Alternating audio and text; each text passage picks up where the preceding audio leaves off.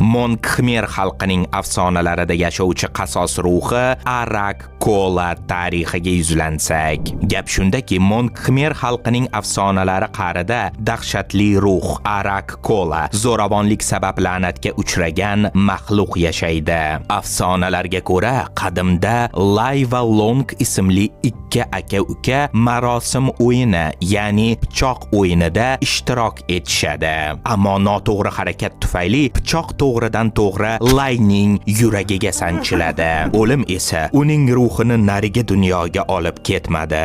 Natijada u qasosga tashina ruhga aylandi.